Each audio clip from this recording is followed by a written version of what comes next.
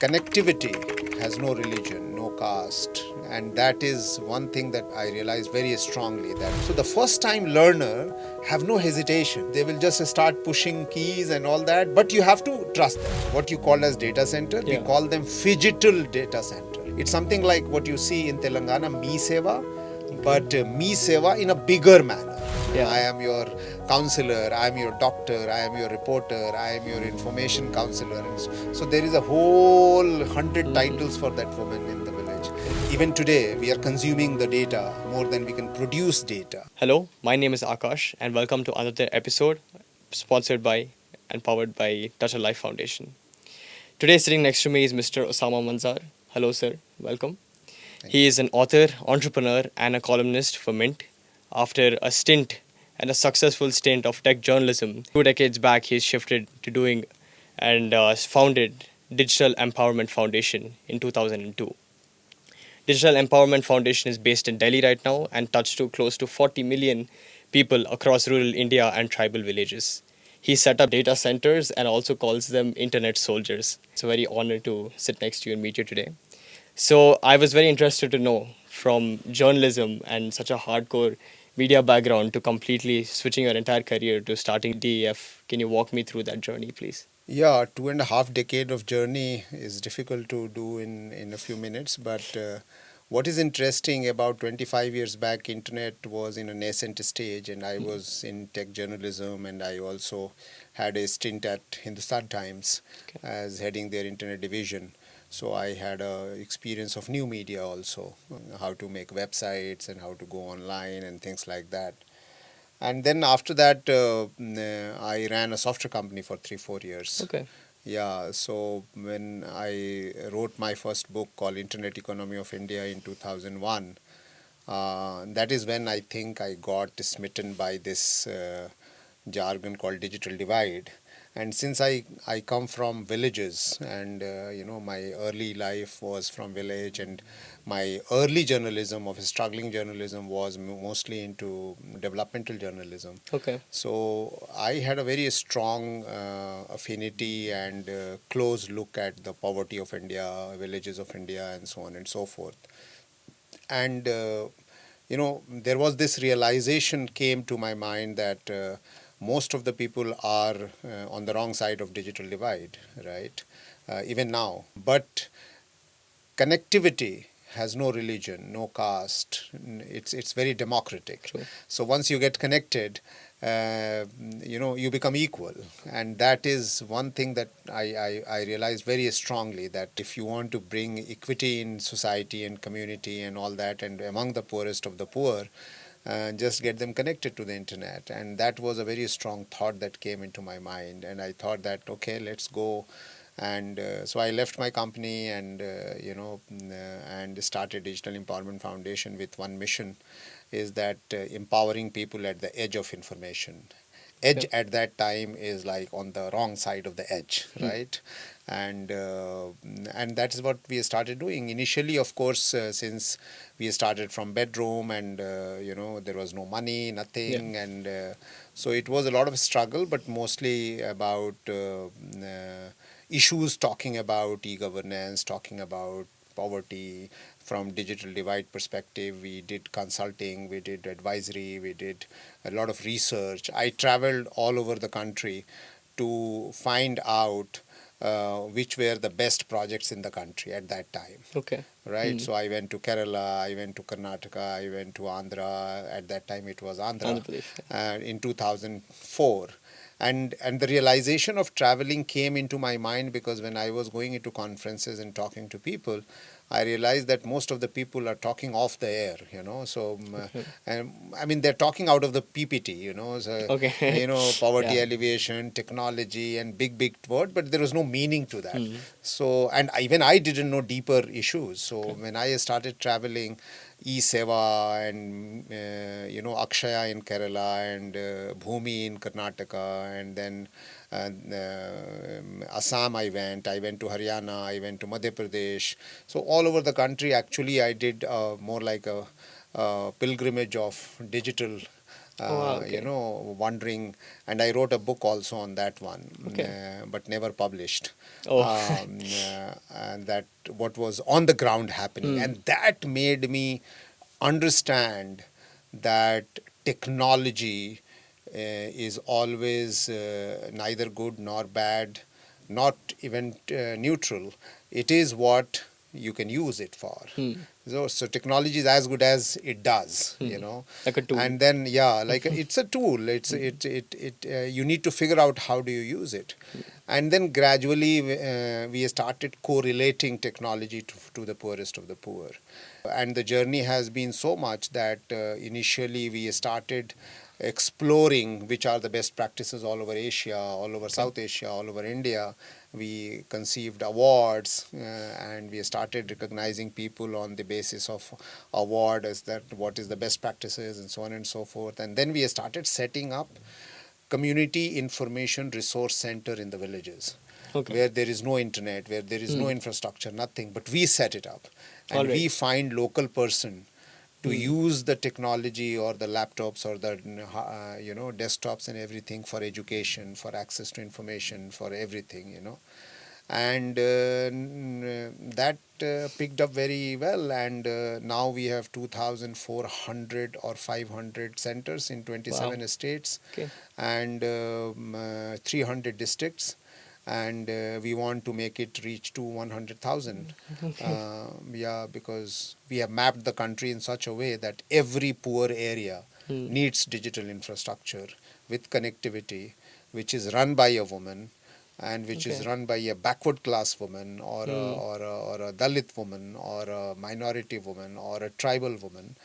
And because women only understand direct relationship of the need of the people, Hmm. right? Yes. Correct. And if she's earning, Hmm. she will also use the money in a right direction, True. right? So we have 2,500 what you call as data center. We Yeah. call them phygital data center, right? Okay. It's so the data Yeah. center is a human data center, Humans. yeah. Yeah. So these are phygital. They are called Suchnapreneurs, Okay. and they are in the villages. They do reporting, they do writing, they do information dissemination, they do Hmm. entitlement delivery. It's something like what you see in Telangana, Me Seva, Okay. but Me Seva in a bigger manner. So Hmm. it's an education center, it's a health Health center, center. it's a government entitlement center, it's a counseling center. So there is a poster that we have where we say that I am a Wi-Fi, I am an internet, I am a woman, I Yeah. am your counselor, I am your doctor, I am your reporter, I am your information counselor. And so there is a whole 100 Mhm. titles for that woman in the village. Okay. I am in your information trustee and so on and so forth. So lots of fun, and that makes us grounded because they are Yeah. the real people. Yeah. True. I think it's a true testament that I believe I think you have understood the importance of right to information than a lot of people have before. But it comes what you're telling me about comes to a very interesting question to me. How did you bridge the gap and educate the people to use your resources you're offering correctly to make their own sort of centers for their own needs in their villages and districts? Okay, interesting. I want to pick up your first line Hmm. when you say, we picked up right to information Yeah. before somebody else. Actually, that is not true, but I want to highlight that part. Every person in India has right to information, right to education, Yeah. right to health, right to food, right? Right to health and so Yes, on, by the right to finance, constitution, by the yes. and But they have right, but yeah, they don't have access. correct. Yeah, that's what I It's meant very as in. interesting, and all this access is through internet now, Hmm. or with through digital. It's something like I want my ration, but I can't get it unless the internet is working and my biometric is identified, Hmm. and then I will get the ration. So government sends me DBT, direct benefit transfer, comes into my bank. I can't withdraw it because I don't have Because UPI or hmm, something like that, right? yeah. So everything is behind digital. Hmm. I'm sick. I want to see the doctor. I can't go to the hospital. I need a video conferencing facility But I to don't have. talk to a doctor to get a counseling, right? Yeah. So it's very interesting, and that is exactly where these centers that we established they do. And coming to how do they run it, and how do they know that they have to run it, and you will be very very surprised to know that when we started our first center and few Yeah. centers, we gave them curriculum, we gave them how to learn, we gave them how to follow this MS Office and open it Yeah. and all that.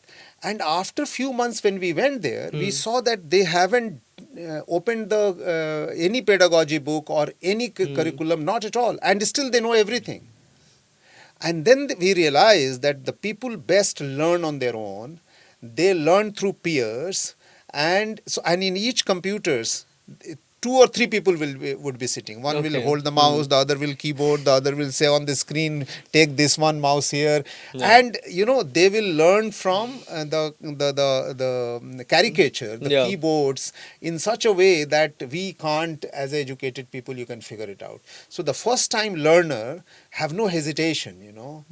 They will just start pushing keys and all that, but you have to trust them.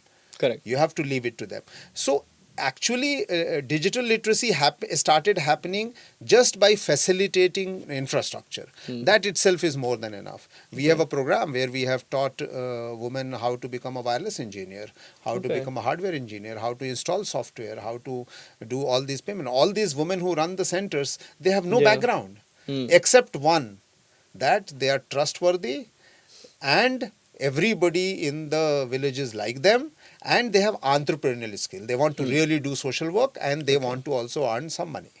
That's their basic criteria. Everything else is learned on the job. Everything else is learned on the job, Yeah. and it's not difficult at all, especially after mobile. Mobile screen and mobile ecosystem Yeah. is very very visual, Hmm. very very emoji types. It's Yeah. less textual, Informal. it's more informal and also visual. Correct. Everything you from the emojis, from the sign language, from those kind of things, and that's the reason why it becomes much more adaptive. Yeah, so so many stories. You said lot of districts and states you visited. Is there one story or one inspiration that comes to mind that keeps the cause going for you as an inspiration or We motto? have been to thousands and thousands of villages, but at least two stories I must tell you. Yeah.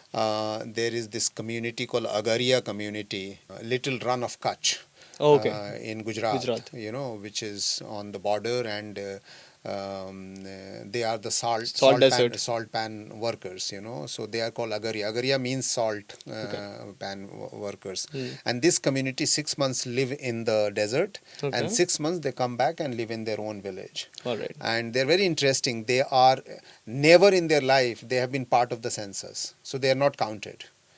They are uncounted Oh, people, okay. right? But they still do this salt pan workers and do that. And in that entire desert, there is no internet. And a Yeah. project came, and we thought that how do we connect them and all that. And the beautiful story is that when we went there, they built their own house for 6 months. House means they call it 2 BHK, but Okay. it's all made on used material like asbestos sheet or something Okay. like that, Hmm. or a tin sheet. They will put the cloth or the tirpal and things like that. But what is beautiful is two things. One is that before they build their own house, they built a small little nest for the birds. Oh, Because okay. they say that in that entire desert there is no place for the birds to sit, right? So when we are here, first build the house for them, and then they build the house for themselves, because birds will immediately come and then they can eat whatever we are leftovers and things like that. The second thing, they used to communicate with mirror, reflection of mirror. Okay. So if the same salt pan workers, I am working here a few kilometers somebody Hmm. else, if they have to send a message, they will reflect through the mirror, Oh, and from wow. that light that person will come to you, depending upon how you are flashing the light. That was their communication system. So I am less excited to tell you what we did. I'm more excited to I tell you know. what they were doing. But of course, we bought a van. We put a Wi-Fi antenna on Hmm. that. Then we connected that antenna with wireless through a local police station where there was a high tower. we put the internet on the base, and then we wirelessly connected the two radios, and that is how we got the internet there. And the children Wow. in that area would watch and play on tablet, which was there in the car. So it will stay in one place 2 hours, then it will go to another place, then again we will change the direction of the antenna, then we go to the third. Like that we would go to 10 locations. So Wow. there was a divided number of days that we would go 3 days here, 3 days there, 3 days there, and that is how they got to learn internet, figure it out. We did the survey on them and so on and so forth. So that was one. And the second was in 2005 or 6, I went to Vaishali. It's a Buddha place, big place in Bihar, across the Ganges. And there I found this Raghav guy who has built a radio transmitter on his own, and he had a studio like this, not closed one, open studio, Okay. and he used to broadcast community radio Oh. on 20 kilometers. Oh, So he wow, used to okay. play all kind of radio announcements, come for radio repair and this and that, and the whole thing was absolutely professionally he was running, and he was charging for advertisements and things like that and all that. His own Of course, it was sort of- not licensed. Yeah, but- so he became very popular, and then because his popularity actually brought the administration and closed it down. Okay. So Oh, then, okay. so then we went and figured it out, and he made the transmitter, 50-watt transmitter, in just 100 rupees. Wow. You know, Okay. he converted the mic. Hmm. Mic is usually wireless, so Correct. he picked it up that if the mic can work wirelessly, I can broadcast wirelessly. And then he converted the potency of that wireless Wow. into kilometers. So because local mic works only about maybe 100 meters, 200 meters, maybe in a hall, Sure. right? Yeah. Through between the mic and the studio, on the speaker. Speaker. But that one is like a professional FM transmitter. Those are, and is still working. He is now part of our Museum of Digital Society in Pondicherry. Okay. So he's making radios, he's making all kind of stuff. He knows Wow. carpentry, he knows radio, he knows plumbing, he knows electronics, he knows electricity. He is a complete scientist without degree. That's crazy. Yeah. One more thing, previously earlier when we were having this conversation, you mentioned about women from marginalized communities, and you're making them be the leaders of your centers. What was the thought process behind that? And I would also like to know if you can dwell into the tribal villages, that aspect of it. How did you reach to them, and how were you able to make your impact in their lives? A woman thing is very interesting, and most of the people know this, but we figured out that when we started opening center in the beginning, Yeah. when the male were there, mostly boys and young people were there, they're always aspiring to leave the place, and attrition rate was very high. The Okay. center used to get closed down because the guy will run away and things like that, Oh, and okay. leave the center and things. So, and they are also not stable. They're always aspiring to do something, and this place need stability and Correct. trust and everything. And then out of some of the centers, we found that those which were being run by women, they were stable, people were relying on them, and because of the women, more women were coming Correct. to the center. Yeah. Because of the women, more girls were coming to the center. Because of the women, more older people will come to the center. And the only people who will not come to the center are the bad elements. So it worked so well, and then every money that she was earning, Yeah. it was going for the teaching or the education of the children. It's not going for the drinking of the husband, right? Most of the people use the money, and when the male is earning, first their recreation or first their something, and then only it comes to home. But in the woman case, it always goes to home first. Women always think of everything around her domestic area, right? My children are okay, my husband is okay, my house is okay, and therefore it turned out that they are a better social capital and Wow. social trustee than the male, and that is when we started looking for women to become socialpreneurs. So that was one. There is no rocket science in lower caste, because it was always and always in our mind, and all the data says Correct. that in the villages, in any case, most of the people are backward class and OBC and minority and tribal and all that. But that is also a sign that they are left in the village because they could not go to urban areas because of being either marginalized or not capable of going, and that Yeah. is exactly what we want to serve. right? So we basically made the well go to the people rather than people go to the well, right? पानी प्यासे के पास पानी भेजो, something like that, right? So we took the internet to them and digital to them Okay. to bring the cost of access to information much lower and lower and lower. Because the third reason is that most of the villagers used to go many many kilometers to avail anything, from ration to Yeah. anything, from Correct. education to anything. But if the whole center, this whole let's say digital studio, go to close to their house, they don't have to travel, they don't have to lose their daily wage, they Correct. don't have to waste their travel cost and things like that, right? Yeah. So everything was working out very very well, and that Hmm. is when we started the number of centers much faster and bigger and all that. So actually this 2000 plus and 3000, close to 2500 is reached more in the last 10 years than the previous 10 years. Okay. Yeah, especially more also after COVID.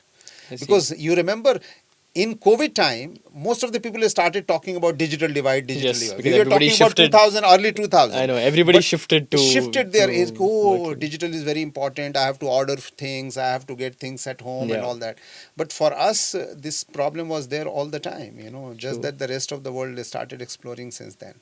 Looks like rest of the world was moving on and they were sort of left back, Left right? back. Even Yeah. today, if you look at the hard data, 65% of Indian women do not have access to internet. They have not used internet in rural areas. Yeah. Yeah, so we are still far, far away, but yeah, all of us are working hard to make sure that it happens. How would you, expect, or what would you say to the younger generation, my generation, which is Generation Z, or Gen Alpha, which is coming about?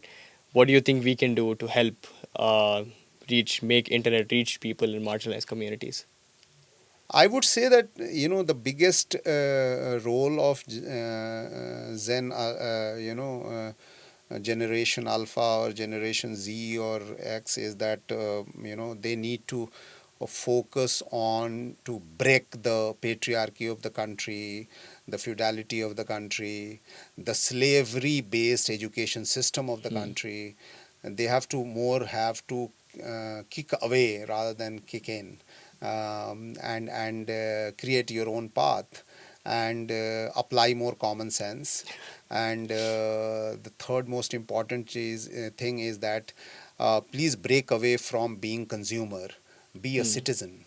Because when you are a citizen, then you are conscious of your usage, of your likings, of your doings and everything, or buying and or producing, or but when you are a consumer, you are being consumed by somebody else, right? And the world in the last 20 30 years, because of capitalism, because of various kind of reasons, and even social media, we have become consumers. Even today we are consuming the data more than we can produce data, Hmm. right? Like Gandhi had always said, that use the product made by the masses rather than the product made for the masses, Hmm. right? Yeah. So India has masses, India is a producing country. Let's be producers of content rather than consumer of content, because you are using content, it is somebody else's, Yeah. and it may not be reliable, it may not be consumable.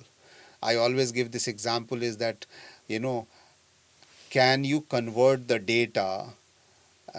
Think about the data that you have to eat. Can you eat 2 GB of data by your mouth? Then why are you eating it through your mind or your eyes? It's going to hit you very hard, Yeah. right? Because this is information that is going. So think about, it's a mental food. It's a Hmm. food through your eyes and ears and nose and mind, and it's not good for your health. And the world is very happy to to see you that you are being completely consumed by them as a data. Yeah. Yeah. We're talking about data and technological innovations and consumerism largely. It brings me to a huge factor of nowadays a lot of people's influence about AI. So, how do you think AI can help people or your AI data cannot centers help at right all. now? AI cannot help. It's the most dangerous technology, and it's the most dangerous pushed technology by the most rich corporate people. And it's a very simple thing. Hmm. AI cannot live without data, Yeah. and we are the data. Yeah. The second thing, AI simply says, and everybody says, that AI wants to become more intelligent than the human intelligence, right? Artificial intelligence. That Correct. means it wants. Why should we give them a even chance to consume us, Yeah. right? Because of course machine will have this paraphernalia of data so much that it will start acting much smarter than an individual, right? But as an individual, right, Yeah. and if you replace with it, you cannot put soul into it, right? And True. without a soul, a machine is a machine, Machine. right? Yeah. So I would say that we should be very wary of AI. AI is also not environment friendly, not climate friendly, Yeah. high consuming of energy, land, everything. What you see in the cloud, or what you access through the cloud, has a physical footprint, Correct. right? Like in Yeah. data centers and so on and so forth. So I would say that Chat GPT and all is a hallucinating software. It's a hallucinating thing. It's very simple. Always try to do things where communities are involved, not machines. Simple. Okay. So, I also had a question because, you're talking about your entire India reach and a lot of districts and a lot of villages. How are you sustaining the foundation? And how are, so many people are being impactful, so many data centers, so many leaders. So, how is it looking for you in the next 5 years and 10 years and the growth for you? Digital Empowerment Foundation has a very unique way of working. We are, of course, as a foundation, we are dependent on donations and Yeah. philanthropy and CSR and so on and so forth. It's a not-for-profit organizations, but every program that we do on the ground is not sucking money all the time. Yeah. So it starts, but it becomes sustainable. For example, each and every Sushnapreneur, we're not paying them salaries. Yeah. They are earning, they're entrepreneurs. Yeah. So the one time investment in one Sushnapreneur is not more than 1 lakh or 1.5 lakh. Okay. One or two laptops, one smartphone, one printer, one biometric machine, one lamination machine, and that's it. That's their shop. That's a shop of information, shop of trust, shop of knowledge, shop of counseling. And that gives them anywhere between 5,000 to 25,000 per person income in the Okay. village. Wow. Okay. And we don't take that money back. Yeah. It's theirs. So each one of them are regularly earning, and we have identified that 100,000 places in India where people are unable to access those information without losing time and money and cost of transportation and all that. So all those places are ripe to open such centers. And next 5 to 10 years, Yeah.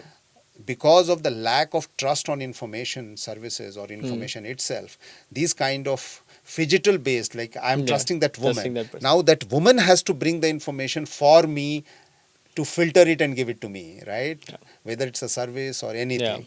So my job is taken care of, that I don't have to figure it out whether this click is working or not, or whether this will be cheated or not, and things like that. She is the trustee of the information, and she is providing me the filtered information, the counseled information, the needed information, the contextual information. I'm looking for a job, she will find it and give it to me to apply. I'm Yeah. looking for agricultural extension information, she will guide me to provide. Yeah. So that way it is very, very sustainable, and that is how we are sustaining most of our projects. So our Okay. cost is always one time, and keep on raising All right. that fund from the donors. Yeah. Really wish you good luck. And I hope, after listening to this talk as well, a lot of people, get encouraged to, further reduce the gap, the digital gap, and be very mindful of what they're reading online and probably even help marginalized communities as such. And it's such an honor to sit next to you and talk to you today. And thank you so much for your time. Thank you very much. And the call to action is very simple.